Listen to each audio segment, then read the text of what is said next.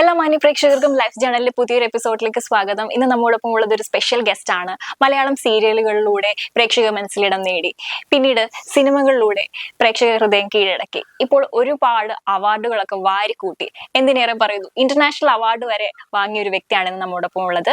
Prince Johnson. നമ്മുടെ സ്വന്തം തിരുവനന്തപുരത്തുകാരനായ Prince ഏട്ടനെ നമുക്ക് ഇന്നത്തെ എപ്പിസോഡിലേക്ക് സ്വാഗതം ചെയ്യാം. ചേട്ടാ നമസ്കാരം. നമസ്കാരം. ഇപ്പൊ ഇത്രയും വർഷത്തെ സിനിമാ ജീവിതത്തിനിടയിൽ ഒരുപാട് കഥാപാത്രങ്ങൾ ചെയ്തു, അതും പല തരത്തിലുള്ള. അതിൽ വ്യക്തി ജീവിതത്തിൽ ഏറ്റവും കൂടുതൽ ഇൻഫ്ലുവൻസ് ചെയ്തിട്ടുള്ള ഒരു കഥാപാത്രം പറയാമോ?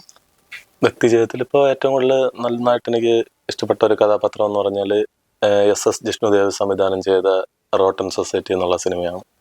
അപ്പോൾ റോട്ടൺ സൊസൈറ്റി സിനിമ എന്ന് പറയുമ്പോൾ ശരിക്ക് അതിലൊരു നെഗറ്റീവ് കഥാപാത്രമാണ് ഞാൻ വരുന്നത്, വില്ലനാണ്. അപ്പോൾ ശരിക്ക് ഈ ഒരു കഥാപാത്രം എന്ന് പറഞ്ഞു കഴിഞ്ഞാൽ എൻ്റെ ജീവിതത്തിൽ നല്ല രീതിയിൽ സ്വാധീനിച്ചിട്ടുണ്ട്. പക്ഷെ ആദ്യ കഥാപാത്രം ജിഷ്ണു പറയുമ്പോഴത്തേക്ക് ഞാൻ ആദ്യം ചെയ്യുന്നില്ലെന്നാണ് പറഞ്ഞത്. നെഗറ്റീവ് കഥാപാത്രത്തിലോട്ട് വലിയ താല്പര്യമില്ലാത്ത ഒരാളാണ്. പിന്നെ അങ്ങനെ ശരിക്കും ഇതിൽ നെഗറ്റീവ് കഥാപാത്രം ചെയ്യാനായിരുന്നു ദൈവം വെച്ചിട്ടുണ്ടായിരുന്നത്. അങ്ങനെ നെഗറ്റീവ് കഥാപാത്രം കിട്ടി. പക്ഷെ ആ പടം ഒരിക്കലും പ്രതീക്ഷിക്കാത്ത ലെവലിൽ ഇന്റർനാഷണൽ ലെവലിൽ തന്നെ 130 അവാർഡോളം കഴിഞ്ഞ് ഫെസ്റ്റിവലിൽ നടക്കുകയാണ്. പിന്നെ ശരിക്ക് എനിക്കും അതിൽ 10 അവാർഡോളം എനിക്ക് മാത്രമായിട്ട് കിട്ടി. അപ്പം അത് ശരിക്കും അതിൽ ഇപ്പോൾ ന്യൂയോർക്കിൽ നിന്നുള്ള ഒനിറോസ് അവാർഡ് വലിയ വലിയ നടന്മാരും നടിമാരും ഒക്കെ വാങ്ങിക്കുന്ന അവാർഡാണ്. അപ്പം അത് ശരിക്കും പറഞ്ഞാൽ എനിക്ക് ഏറ്റവും കൂടുതൽ ഇഷ്ടപ്പെട്ട ഒരു കഥാപാത്രം ആണ്. ഇപ്പം ശരിക്കും പറഞ്ഞാൽ അങ്ങനെ ഒരു കഥാപാത്രം ചെയ്യാൻ പറ്റിയത് കൊണ്ടാണ് എനിക്ക് ഇത്രയും ആ ഒരു ലെവലിൽ ഇന്റർനാഷണൽ ലെവലിൽ വരെ അറിയപ്പെടാൻ പറ്റിയത്. റോട്ടൺ സൊസൈറ്റിയെ കുറിച്ച് പറയുമ്പോൾ 130-ലധികം അവാർഡുകൾ ആ സിനിമയ്ക്ക് ലഭിച്ചിട്ടുണ്ട്. അപ്പൊ അത്രയും വലിയൊരു വിജയത്തിലേക്ക് ആ സിനിമ എത്തിപ്പെടുമെന്ന് എപ്പോഴേലും പ്രതീക്ഷിച്ചിരുന്നോ? ഒരിക്കലും ഇല്ല. കാര്യം ഒന്നാമത്തെ കാര്യം ശരിക്കും ഫെസ്റ്റിവൽ മൂവിയാണ്. അപ്പോൾ ഫെസ്റ്റിവൽ മൂവി ആകുമ്പോഴത്തേക്കും അത് ഇന്ത്യക്ക് പുറത്തും ആയിട്ട് ഫെസ്റ്റിവലിലാണ് ഈ പടം ആദ്യം കാണിക്കുന്നത്. അപ്പൊ അത് ശരിക്കും പറഞ്ഞു കഴിഞ്ഞാൽ ജൂറിയാണ്. ഇപ്പൊ ജൂറി എന്ന് പറയുമ്പോൾ അത്രയും പ്രഗത്ഭരായിട്ടുള്ള ആൾക്കാരായിരിക്കും ഓരോ പടം വിലയിരുത്തുന്നത്. അപ്പം ഇപ്പോൾ ഈ റോട്ടൺ സൊസൈറ്റി മാത്രമല്ല, അതിനൂടെ ഒരുപാട് ഭാഷകളിലുള്ള ഒരുപാട് സിനിമകൾ അതിന് കൂടെ പടത്തിന്റെ കൂടെ മത്സരിക്കാനായിട്ടുണ്ടാവും. അപ്പൊ അതില് ശരിക്കും ഒരിക്കലും പ്രതീക്ഷിച്ചില്ല ഈ ഒരു മലയാള സിനിമ ഇത്രയും ലെവലിൽ എത്തുമെന്നും പിന്നെ അതിലൂടെ എനിക്കും ശ്രദ്ധിക്കപ്പെടാൻ പറ്റുമെന്നൊന്നും ഞാൻ വിചാരിച്ചില്ല. അതെല്ലാം ദൈവത്തിന്റെ ഒരു അനുഗ്രഹമാണ്. അങ്ങനെയാണ് എനിക്ക് പറയാൻ പറ്റുന്നത്.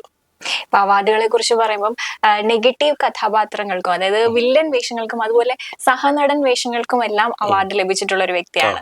അപ്പൊ അങ്ങനെ നോക്കുമ്പോൾ ഏത് കഥാപാത്രം ചെയ്യുമ്പോഴാണോ ഞാനിതിൽ കൂടുതൽ സാറ്റിസ്ഫൈഡ് ആണ് എന്ന് തോന്നിയിട്ടുള്ളത്? എനിക്ക് ശരിക്കും പറഞ്ഞാല് നെഗറ്റീവ് കഥാപാത്രത്തിനേക്കാളും സപ്പോർട്ടിങ് കഥാപാത്രം, അതായത് കേന്ദ്ര കഥാപാത്രമായിട്ട് അഭിനയിക്കുക എന്നുള്ളതാണ് എനിക്ക് കംഫർട്ടായിട്ട് തോന്നുന്നത്. പിന്നെ നായകനായിട്ട് കിട്ടിയാലും അഭിനയിക്കും. എല്ലാവർക്കും നായകനാവാനാണല്ലോ ആഗ്രഹം. അങ്ങനെ എന്താണ് നെഗറ്റീവ് കഥാപാത്രങ്ങളോടൊരു താല്പര്യമില്ലായ്മ അങ്ങനെ ഉണ്ടോ? നെഗറ്റീവ് കഥാപാത്രം എന്ന് പറയുമ്പോൾ നമ്മുടെ പൊതുവിൽ നോക്കുമ്പോഴത്തേക്കും എല്ലാവരും ഒരു വില്ലനിസം, അത് സിനിമയിൽ അഭിനയിച്ചിട്ട് ഒരു കഥാപാത്രം ഇറങ്ങിയാലും അവരെ കാണുന്നതെല്ലാം ആ വില്ലനിസം ലെവലിലാണ് എല്ലാവരും കാണുന്നത്. ഡിമാൻഡാണ്. പക്ഷെ ഒരുപാട് പേര് വില്ലനായിട്ട് കാണുന്നുണ്ട് ലൈഫിനകത്ത് വരെ.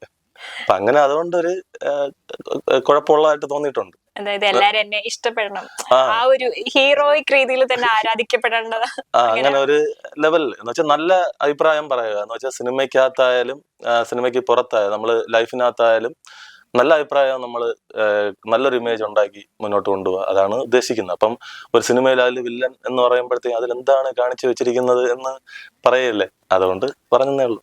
പിന്നെ ശരിക്കും അത് ഒരു ഡയറക്ടറാണ് തീരുമാനിക്കുന്നത് ഒരാൾക്ക് ഏത് കഥാപാത്രമാണ് ചെയ്യണമെന്നുള്ളത്. അപ്പോൾ നെഗറ്റീവ് ഇനി കിട്ടിയാലും ചെയ്യേണ്ടി വരും. അപ്പൊ അതൊക്കെ കഥയ്ക്കനുസരിച്ചിരിക്കും. ഏത് കിട്ടിയാലും ചെയ്യും. പക്ഷെ ഏത് റോള് കിട്ടിയാലും ചെയ്യും. കൂടുതൽ താല്പര്യം നായകനോട്. കൂടുതൽ താല്പര്യം നായകനാണ്. ഇപ്പം പാട്ട് പാടുകയും, അതായത് പാടുകയും അഭിനയിക്കുകയും അതുപോലെ സംവിധാനവും പ്രൊഡക്ഷനും അങ്ങനെ എല്ലാ മേഖലയിലും കൈവച്ചിട്ടുള്ള ഒരു ആളാണല്ലേ. അപ്പൊ ഈ സംവിധാനം അതുപോലെ സിംഗറായിട്ടും ഒക്കെ എത്തുമ്പോഴത്തേക്കിനും ഈ സിനിമയ്ക്ക് അല്ലെങ്കിൽ ക്യാമറയ്ക്ക് മുന്നിലാണോ അല്ലെങ്കിൽ ക്യാമറയ്ക്ക് പുറകിലാണോ കൂടുതൽ ഒരു കംഫർട്ട് സോൺ തോന്നിയിട്ടുള്ളത്? ശരിക്ക് ക്യാമറയുടെ മുന്നിലാണ്. കാര്യം അഭിനയത്തിലോട്ടാണ് കൂടുതൽ താല്പര്യം. പണ്ട് മുതലേ അങ്ങനെയാണ് ഇഷ്ടം. കാര്യം പഠിക്കുന്ന സമയത്ത് സിനിമാ നടനാവണമെന്നാണ് ആഗ്രഹം. അപ്പോൾ അത് ഓട്ടോമാറ്റിക്കായിട്ട് ഫോട്ടോഷൂട്ട് തുടങ്ങി അവിടെ നിന്ന് നേരെ സീരിയലുകളിൽ 6-7 സീരിയലുകളിൽ അത്യാവശ്യം അഭിനയിക്കാനായിട്ട് പറ്റി. നല്ല കഥാപാത്രമായിട്ട് അഭിനയിക്കാൻ പറ്റി. പിന്നെ കുറേ ആൽബങ്ങളിൽ അഭിനയിക്കാൻ പറ്റി. പിന്നെ അവിടെ നിന്ന് സിനിമയിൽ ഇപ്പം അഭിനയിച്ചുകൊണ്ട് ഇപ്പോൾ വർഷങ്ങളായ സിനിമ ഫീൽഡിനകത്താണ്. അപ്പോൾ ശരിക്ക് ക്യാമറയുടെ മുന്നിൽ നിൽക്കുന്നത് തന്നെയാണ് കംഫർട്ട്. പിന്നെ സൈഡായിട്ട് പാടണമെന്ന് ആഗ്രഹമുണ്ട്, പിന്നെ ചെറുതായിട്ട് പാടും. പിന്നെ ഈ അഭിനയമായാലും പാട്ടായാലും ഞാൻ പഠിച്ചിട്ടൊന്നുമില്ല, അത് ദൈവ അനുഗ്രഹമാണ്, അത് ജന്മസിദ്ധമായിട്ട് കിട്ടുന്നതാണ്. പിന്നെ ശരിക്കും ഇതിനൊപ്പം അഭിനയത്തോടൊപ്പം തന്നെ പ്രൊഡക്ഷൻ അങ്ങനെ സ്റ്റാർട്ട് ചെയ്തിട്ടുണ്ട്. അപ്പം പ്രൊഡക്ഷൻ്റെ പരിപാടിയും നോക്കുന്നുണ്ട്, സിനിമ പ്രൊഡക്ഷൻ. അങ്ങനെയാണ് എൻ്റെ കൂടുതലായിട്ടുള്ള താല്പര്യം. എന്തായാലും ഒരു ആൽബത്തിലൊക്കെ പാടിയ സ്ഥിതിക്ക് പ്രേക്ഷകർക്ക് വേണ്ടി ഒരു പാട്ട് ഒന്ന് പാടി നോക്കിയാലോ? പാടാം, പക്ഷെ പഠിച്ചിട്ടില്ല. നീ മണിമുകിലാടകളാടിയുലഞ്ഞൊരു മിന്നൽ, മിഴികളിലായിരം പരിഭവമൊഴുകിയ മേടത്തിങ്കൾ ചന്തം, വേളിപ്പൂവിൻ നാണം. ഓക്കെ, നല്ല പാട്ടായിരുന്നു. എന്തായാലും ഇനി നമുക്ക് പാരാനോർമൽ പ്രോജക്റ്റിനെ കുറിച്ച് പറയുകയാണെങ്കിൽ, അതുപോലത്തെ ഒരു ഇംഗ്ലീഷ് മൂവിയിൽ അഭിനയിക്കുമ്പോൾ അതും മലയാള സിനിമയും തമ്മിൽ ഒരുപാട് ഡിഫറൻസ് വരുന്നുണ്ട്. അപ്പൊ അങ്ങനെയുള്ളൊരു എക്സ്പീരിയൻസ് എങ്ങനെയുണ്ടായിരുന്നു? പാരാനോർമൽ എന്ന് പറയുമ്പോഴത്തേക്കും അതൊരു ഇൻവെസ്റ്റിഗേഷൻ ആയിട്ടുള്ള ബന്ധപ്പെട്ടിട്ടുള്ള ഈ ഗോസ്റ്റിനെ കുറിച്ച് ഇൻവെസ്റ്റിഗേഷൻ ചെയ്യുന്ന സബ്ജക്റ്റാണ്. അപ്പോൾ സംവിധായകൻ ജിഷ്ണു അങ്ങനെ ആ ഒരു സബ്ജക്റ്റാണ് എൻ്റെ അടുത്ത് പറയുന്നത്. അപ്പോൾ അതിൽ ശരിക്കും പറഞ്ഞാൽ ഒരുപാട് ഡിഫറൻസ് ഉണ്ട്. കാര്യം അതൊരു ഹോളിവുഡ് സ്റ്റൈലിലാണ് പടം എടുത്തിരിക്കുന്നത്. അപ്പോൾ മലയാളത്തിനൊരു ലിമിറ്റേഷൻ ഉണ്ട്. അപ്പോൾ അത് വെച്ചിട്ട് നോക്കുമ്പോഴത്തേക്ക് അതിൻ്റെ മേക്കിംഗ് ആയാലും ഇപ്പോൾ കഥാപാത്രമായാലും ഇപ്പോൾ എൻ്റെ കഥാപാത്രമായാലും മേക്ക് ഓവർ, അപ്പോൾ അതൊക്കെ നോക്കുമ്പോഴത്തേക്ക് ഒരുപാട് വ്യത്യസ്തമായിട്ടുണ്ട്. അപ്പം അത് എന്തുകൊണ്ടും ബെറ്റർ തന്നെയാണ്. മലയാള സിനിമയെക്കാളും മലയാള ലാംഗ്വേജിനെക്കാളും ഇംഗ്ലീഷ് പാരനോർമൽ കുറച്ച് വ്യത്യാസമുള്ള കഥാപാത്രം.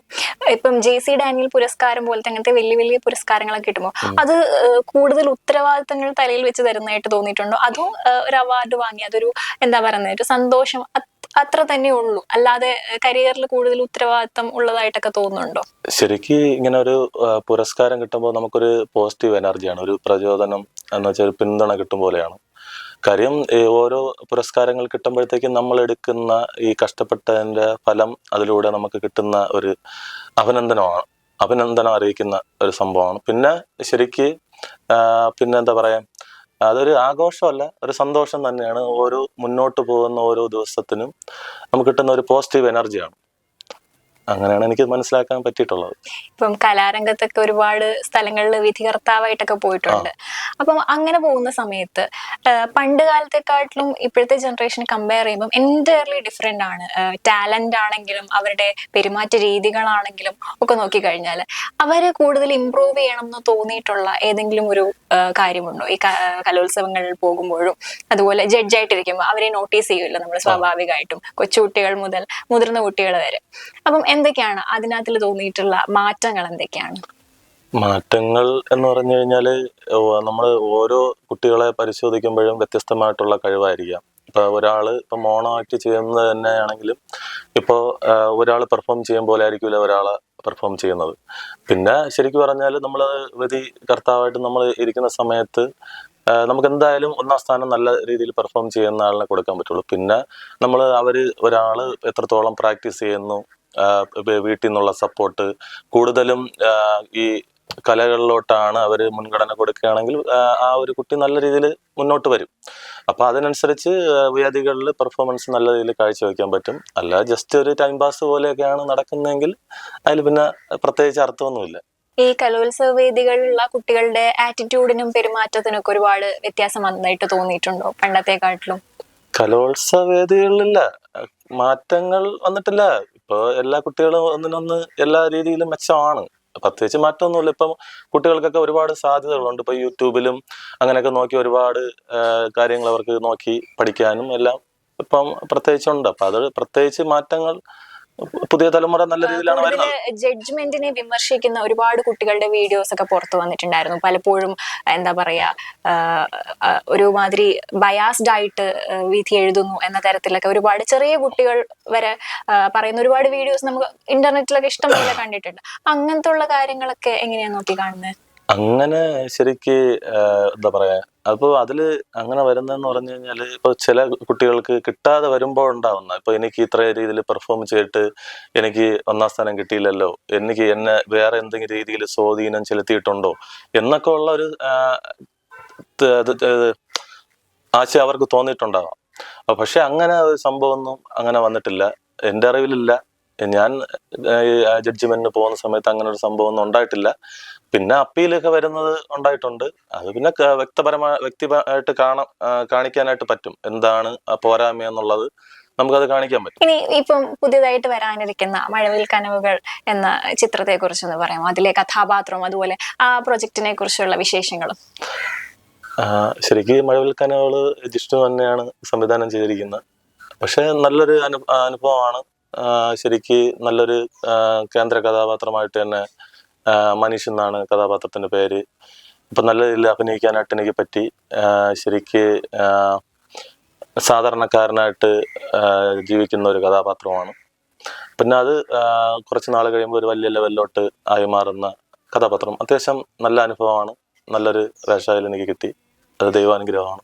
ഈ അഭിനയിച്ച് തുടങ്ങുന്ന ആ ഒരു സമയത്തൊക്കെ ഒരുപാട് ബുദ്ധിമുട്ടുകൾ നേരിട്ടിട്ടുണ്ടാവുമല്ലോ. അപ്പൊ ആ ഒരു സമയത്ത് ഏറ്റവും കൂടുതൽ അനുഭവിച്ചിട്ടുള്ള ഒരു പ്രശ്നം, അതായത് ഇന്ന് നമ്മൾ തിരിഞ്ഞു നോക്കുമ്പോൾ ഞാൻ അന്ന് അതൊക്കെ ഫേസ് ചെയ്തിരുന്നല്ലേ എന്ന് ആലോചിക്കുന്ന അങ്ങനെ ഏതെങ്കിലും ഒരു ഇൻസിഡന്റോ എന്തെങ്കിലും ഒന്ന് ഷെയർ ചെയ്യാം? അത് ഒരുപാട് സംഭവമുണ്ട്. കാര്യം ആരും പ്രതീക്ഷിച്ചിട്ടില്ല ഈ ഇന്റർനാഷണൽ ലെവലിൽ ഇവിടെ ഇന്ന് എത്തുമെന്നും ഇങ്ങനെ ഒരു ഇന്റർവ്യൂവിന് വരുമെന്നൊന്നും ആരും പ്രതീക്ഷിച്ചിട്ടില്ല.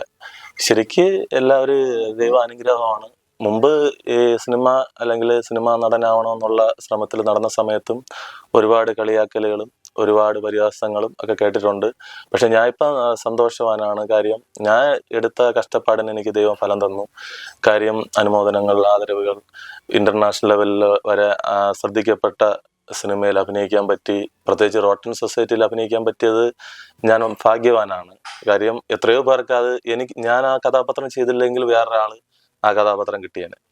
അപ്പൊ അതിൽ അഭിനയിക്കാൻ പറ്റിയില്ല എന്ന് പറഞ്ഞ് ഇരിക്കുന്നവരുണ്ട്. പിന്നെ ശരിക്ക് അപ്പം നമ്മൾ പുറകോട്ട് നോക്കുമ്പോഴത്തേക്കും ഞാൻ എപ്പോഴും ഹാപ്പിയാണ്. കാര്യം നെഗറ്റീവ് കാണുമല്ലോ, നമ്മൾ ഏത് കാര്യത്തിന് ഇറങ്ങിയാലും കുറച്ച് നെഗറ്റീവ് പറയാനും ഒക്കെ ഉണ്ടാവും. പക്ഷെ അതൊരു പോസിറ്റീവായിട്ട് എടുത്ത് മുന്നോട്ട് പോയിക്കൊണ്ടിരിക്കുന്നു. ഒരു ആക്ടർ എന്ന രീതിയിൽ ഒരുപാട് വിമർശനങ്ങൾ തീർച്ചയായിട്ടും കേട്ടിട്ടുണ്ടാവുമല്ലോ. ഫ്രണ്ട്സോ ഫാമിലിയോ ഒക്കെ പറയുള്ളൂ കുറച്ചുകൂടി ഇമ്പ്രൂവ് ചെയ്യണം അങ്ങനെ പറഞ്ഞിട്ടുള്ള ഏറ്റവും കൂടുതൽ കേട്ടിട്ടുള്ള ഒരു പോയിന്റ് എന്താണ്? അല്ലെങ്കിൽ പേഴ്സണലി സ്ട്രൈക്ക് ചെയ്തിട്ടുള്ള അവര് പറഞ്ഞത് ശരിയാണ്, അല്ലെങ്കിൽ അവര് പറഞ്ഞത് എനിക്ക് ഫീൽ ചെയ്തു, അങ്ങനെ സ്ട്രൈക്കിംഗ് ആയിട്ട് തോന്നിയിട്ടുള്ള എന്തെങ്കിലും ഒരു കാര്യം? അങ്ങനല്ല, കുറച്ച് കാര്യങ്ങളൊക്കെ പറയുന്നുണ്ട്. ഇപ്പൊ അഭിനയം കുറച്ചുകൂടെ ശ്രദ്ധിക്കണം, എക്സ്പ്രഷന്റെ കാര്യം ശ്രദ്ധിക്കണം, നടക്കുന്നത് ശ്രദ്ധിക്കണം, ഇങ്ങനെയൊക്കെ കുറെ കാര്യം പറയാറുണ്ട്. പിന്നെ എല്ലാവർക്കും ബോഡി ലാംഗ്വേജ് കാണും. അത് ഓട്ടോമാറ്റിക്കായിട്ട് അങ്ങനെ വരത്തുള്ളൂ. ഇപ്പൊ സംസാരിക്കുമ്പോഴായാലും നടക്കുമ്പോഴായാലും അങ്ങനെ ആയിരിക്കും വരുന്നത്. അങ്ങനെ പ്രത്യേകിച്ച് പറഞ്ഞില്ല. കഥാപാത്രങ്ങൾ നല്ല നല്ല വ്യത്യസ്ത കഥാപാത്രങ്ങളൊക്കെ ചെയ്യണമെന്നാണ് പലരും പറയുന്നത്. നമ്മൾ ഏറ്റവും കൂടുതൽ കേട്ടിട്ടുള്ള ഒരു കാര്യമാണ് ഈ സിനിമാ മേഖലയിലെ സൗഹൃദങ്ങൾ എന്ന് പറയുന്നത് ചാൻസിന് വേണ്ടി മാത്രം ഉള്ളതാണെന്ന്. അങ്ങനെ എപ്പോഴെങ്കിലും തോന്നിയിട്ടുണ്ടോ? അല്ലെങ്കിൽ അങ്ങനെ എന്തെങ്കിലും എക്സ്പീരിയൻസ് ചെയ്യേണ്ടി വന്നിട്ടുണ്ടോ? അങ്ങനെ ശരിക്ക് സ്വാഭാവികമായിട്ട് ഈ ഫീൽഡിൽ നിൽക്കുമ്പോഴത്തേക്കും പലരും റോളിന് വേണ്ടിയും ഒക്കെ ആയിരിക്കാം കൂടുതൽ കമ്പനി നോക്കുന്നത്, കമ്പനി ആവാനായിട്ട് നോക്കുന്നത്, ഫ്രണ്ട്സ് ആവാനായിട്ടൊക്കെ നോക്കുന്നത്.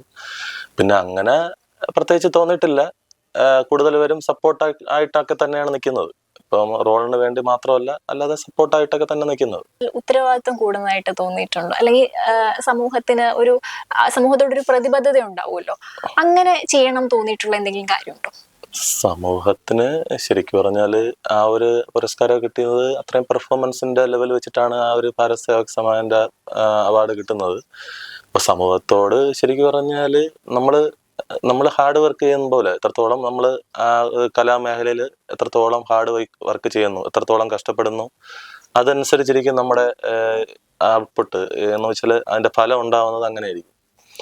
അപ്പോൾ നമ്മൾ നല്ല രീതിയിൽ പ്രയത്നിക്കുക, കഷ്ടപ്പെടുക, അങ്ങനെയാണ് ഞാൻ ഉദ്ദേശിക്കുന്നത്. ഒരു ഇന്റർനാഷണൽ അവാർഡ് കൂടി കിട്ടിയിട്ടുണ്ട്. അപ്പൊ അത്രയും വലിയ അവാർഡ് വാങ്ങുന്ന സമയത്ത് വേണ്ട രീതിയിലുള്ള റെക്കഗ്നിഷൻ തന്നെയാണ് എനിക്ക് കിട്ടുന്നത്, അല്ലെങ്കിൽ സിനിമാ മേഖലയിൽ കുറച്ചും കൂടെ റെക്കഗ്നിഷൻ കിട്ടുന്നുണ്ട് എന്നാണ് തോന്നിയിട്ടുള്ളത്? അതോ എനിക്ക് വേണ്ട വിധത്തിൽ അത്രത്തോളം എത്തിയിട്ടില്ല എന്നാണ് തോന്നിയിട്ടുള്ളത്? ഇതില് ശരിക്കും ഇന്റർനാഷണൽ ലെവല് ചെയ്യുമ്പോഴത്തേക്കും ഒരുപാട് സിനിമകൾ അതിന്റെ കൂടെ, അതായത് ഈ റോട്ടൻ സൊസൈറ്റി സിനിമയിലെ കൂടെ ഉണ്ടാവും ജൂറിക്ക്. അപ്പൊ അതിൽ നിന്നാണ് ഇങ്ങനെ ഒരു അവാർഡ് സെലക്ട് ആവുന്നത്. അപ്പോൾ അത് അഭിമാനമായിട്ടുള്ളൊരു ഇന്റർനാഷണൽ ലെവലാണ്. അപ്പൊ അത് വളരെ സന്തോഷമുണ്ട്. അത് പറഞ്ഞറിയിക്കാൻ വാക്കുകളില്ല. വീട്ടിലൊക്കെ ഭയങ്കര സെലിബ്രേഷൻ ആയിരുന്നു. വീട്ടുകാരുടെ ഒരു റിയാക്ഷൻ എങ്ങനെയായിരുന്നു?